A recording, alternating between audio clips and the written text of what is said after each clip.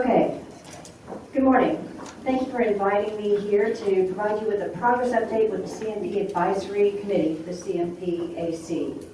According to the charter, our committee serves the needs of three stakeholder groups: property owners, board, and staff. It is advisory in nature, contributing to the comprehensive master plan's overall annual budget prioritization and progress reviews.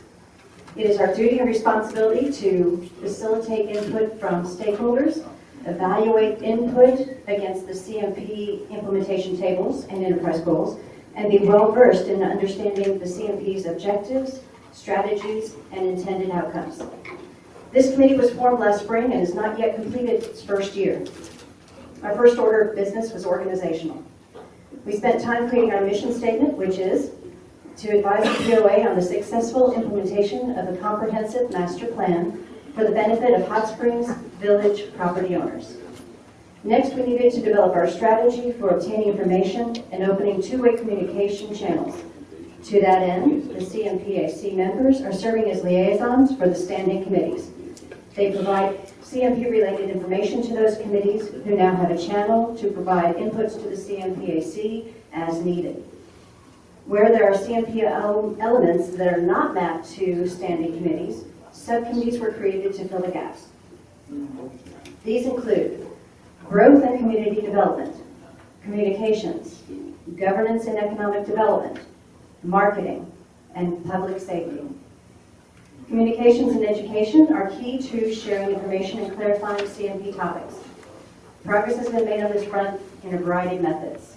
Number one, Communications Subcommittee has completed a review of the Hot Springs Village website regarding CMP-related content.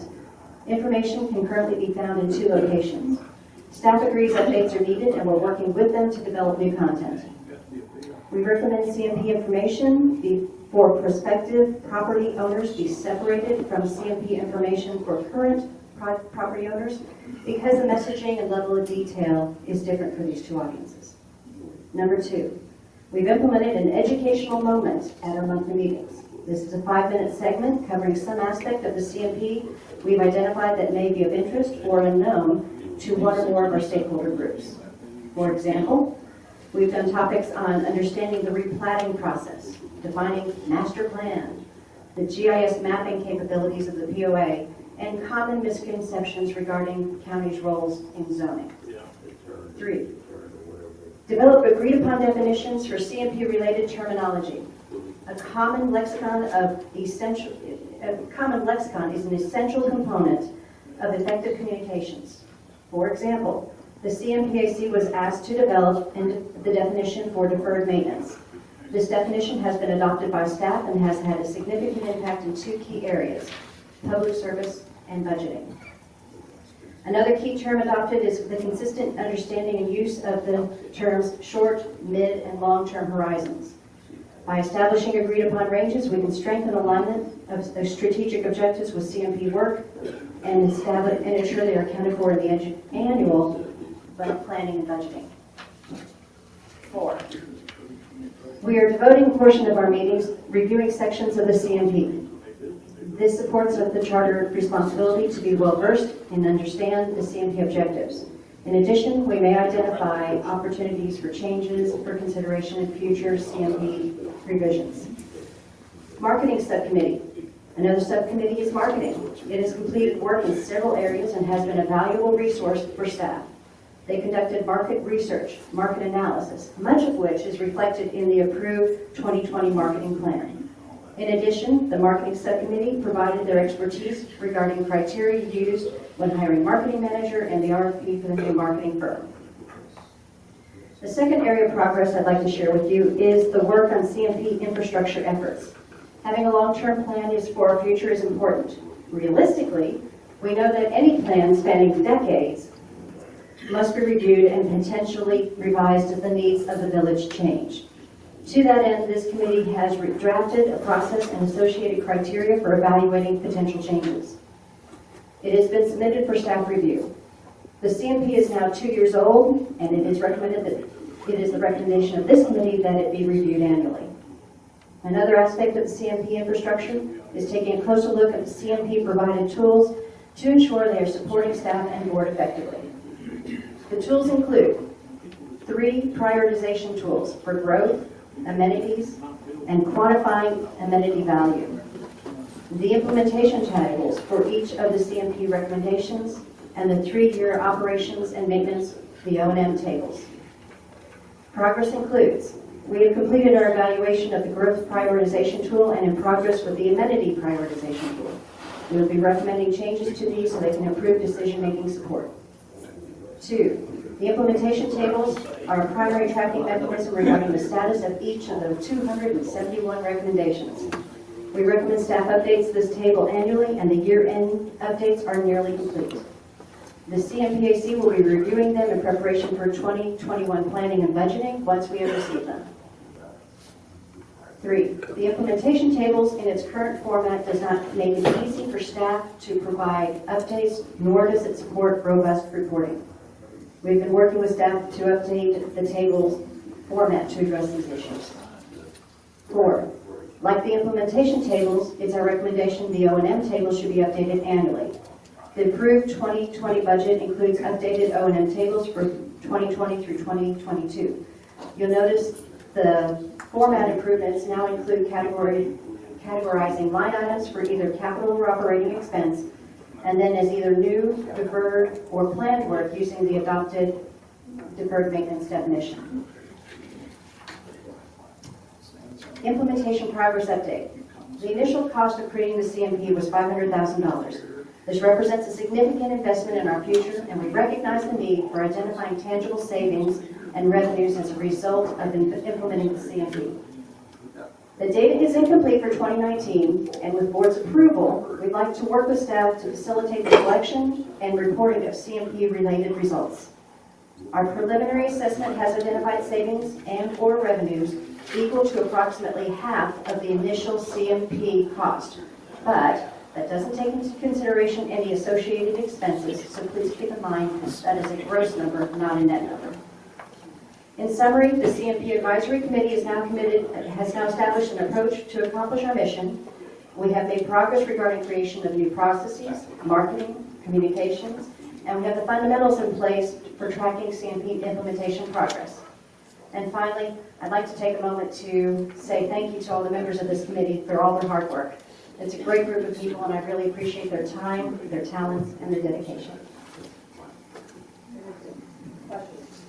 I've got a question, Nikki. There's been a lot of despair regarding certain areas of CMP in the community, and one of them could easily be the town centers. Did this committee come to any conclusion as to whether we should have town centers, we should jettison that completely out of the CMP? Was that discussed? Yes, you're correct. This is one of the several hot buttons that our community has regarding town centers. The reality is that town centers have always been part of any kind of plan that there have been back from the Cooper days on through. But whether we're going to develop anything at this point will only happen when we have community support. And the second aspect is we've got a lot of things that we have to handle first in terms of infrastructure, and it makes more sense to spend our effort and prioritize on what we do have versus something new. So basically, it has been one of those items that, from my understanding and guidance from the board, is that we won't even put that back on the table for a minimum of 5 years and with community support. I guess I'd like to see what the, it's not a point of opinion with you, but what the specific recommendations you've come up with other than that, which I guess we have decided we're going to put them on hold. And this is just a general comment to the board. A 25 or 30-year strategic plan doesn't make a lot of sense.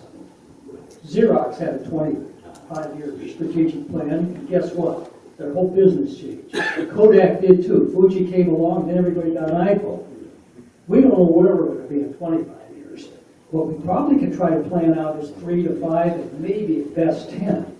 And I honestly think this committee should be looking at that window of time, not where we might be in 30 years. First off, there's probably not a person in this room that's going to be here. Can I make one statement?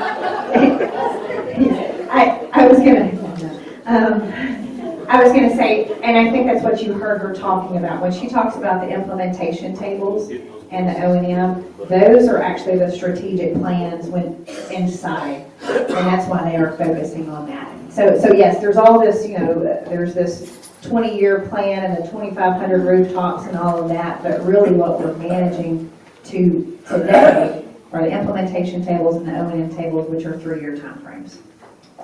And to borrow from Alice in Wonderland, if you don't know where you're going, any road will get you there. We need to have a plan, and that road has to be longer in horizon than what the short-term commitments are, for a couple of reasons. I mean, we have to have alignment, because we have to have a vision of what our future is going to be. But the decisions that we make today and for the next 2, 3, 4, 5 years, long beyond any term for any particular thing, that is the consistency that we're looking for. We need to find that road, and the CMP offers that. Yeah, I don't think anybody would disagree with that. And you're right. Having no plan is planning to fail, right? And I don't think that's the case at all. I know this board is very interested in that window of time frame for a variety of reasons, revenue being one of them, and what amenities are good, bad, or different, and what ones maybe should be added.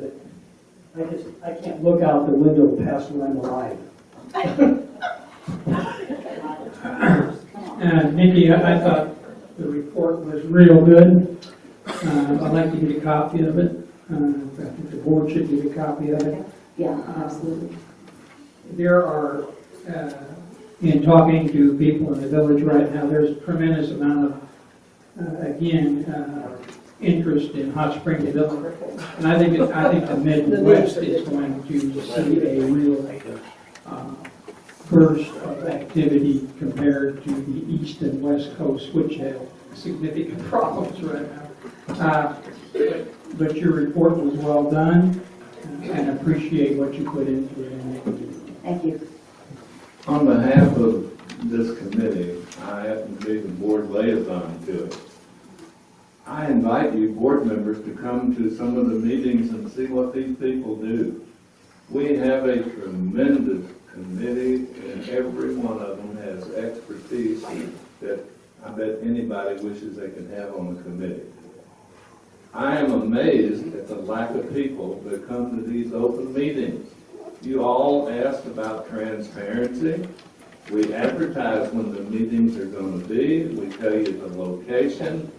And you have a chance to come and listen to what they're doing. The next step of this is at the end of that meeting, if you have a question, it's open to ask them a question. So, I hate to say it, but most of you don't really care, but yet you gripe about it. Come find out what they're really doing. It's worth the time. Thank you.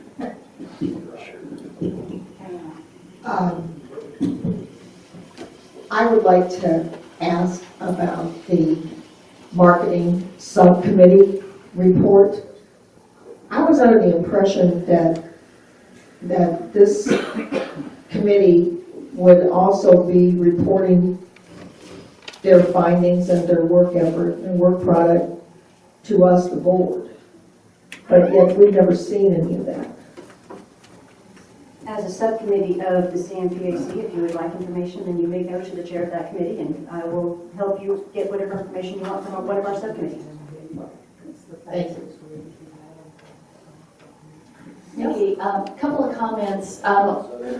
One topic, a decision that was made by this board a few months ago that caused a bit of consternation in the community was when we designated the CMP as a governing document.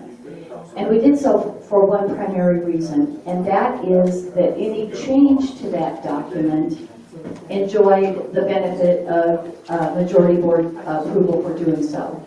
In contrast, had we not done that, then staff or others could change that document without board approving it. So it was a very deliberate thing to do. The board wanted to stay in control of that document. So when you come to the board in April, I believe is when your charter schedules for you to come with any recommended changes. It will need to take the form of a motion for a change, and the board itself will have to adopt that. So I just wanted to make sure that you were clear on that, and that the board was clear on that, and the community is clear on that. I think it's a good thing that the board retained control of that document for the benefit of the community. I also heard you had an ask for us today, didn't you? You asked the board to approve, as I understand, the application of staff time for the purpose of documenting true savings resulting from the CMP. Is that right? Is that your ask? We would like permission to work with staff so that we can collect that information. Okay. Does anybody, including Leslie, have any objection to that? Well, let me say, I think Stephanie, you're already working with Stephanie on that, right? And as the liaison, the staff liaison certainly has that authority to assign staff. And I think you already support that. I certainly support that. So I'm not sure that there's we love to have your support as well, but I think we're already in that process. Am I right about that, Buddy, as the board liaison? So, right, yeah, we support that. The board doesn't authorize the application of staff. That's why I turned to Leslie to do that. So it sounds like we're all aligned and we'll support that. Other the challenges of having multiple stakeholder groups. I know. Very good, very good. Yeah, that's why I brought it up. Anybody else have any comments? I agree. The reports that Diana asked for, she said she could get. I appreciate that, Diana. I'd like to see a copy. There was also, I believe, a report that compared what the marketing subcommittee recommended to what the actual document that was produced by Leslie's marketing organization. And I'm not suggesting either one's right or wrong, but I could probably go through all that and figure out where all the differences were. But if someone's produced a report that does a comparison, I'd like to see a copy of it, if anybody else on the board would like to see it. So I guess we've got consensus on that. Okay. Okay, anything else?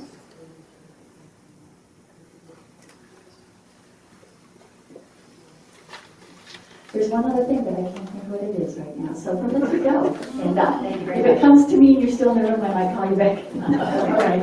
Thank you very much. Let me say one thing. I think Jamie would be one of the people involved for me to give you an answer on what recommendations the subcommittee gave them that were implemented into the 2020 plan. Well, candidly, I'd like to see it from the report that Lesley produced, not one that someone else produced. That's what I'm saying. So if she's got a direct copy of that report, that'd be fine. And I'm not suggesting what they designed in the marketing so far that Jamie's organization has is bad. I'd just like to see what the thoughts were. If I could, and thank you for, Jamie's done a ton of work, but if you have anything that you need from the staff, I'd appreciate you assign that to me.